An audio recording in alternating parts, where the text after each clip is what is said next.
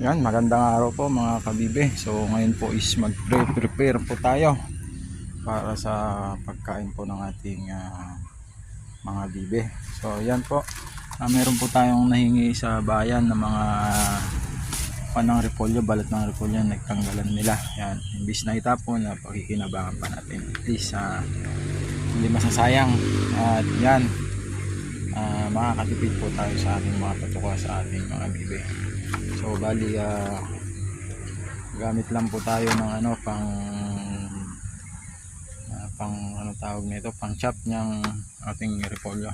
So gamit natin is ito, tapos yung ating blade. Wait lang, kunin natin dito.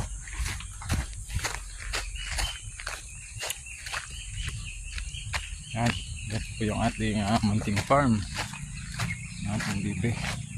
Sopla green, yan. So bali ito din po yung istakan natin ng mga pagkain nila. So kunin lang natin itong blade. So in order ko lang po ito sa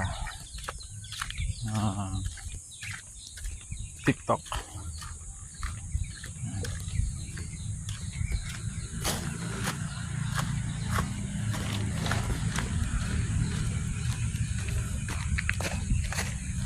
At dito naman tayo sa ating munting kubo.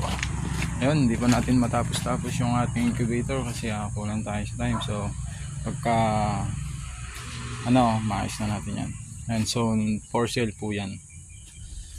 Ito naman po. So bali ganyan lang po yung kanyang setup. Yan. Igilingin lang po natin siya para is ayun po siya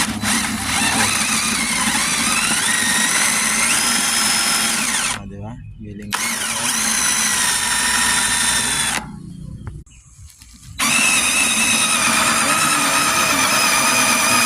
tapos na po natin lingin lahat ng nahingi natin. So bali yan yung kinalabasan.